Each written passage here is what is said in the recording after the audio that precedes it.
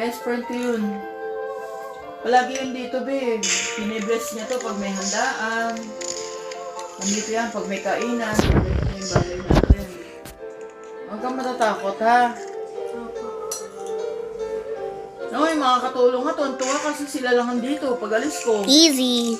Pero nagpunas-punas at tatrabaho naman. Pag ano yan, malinis. Kasi sabi nila, wala silang ginagawa na punas-punas.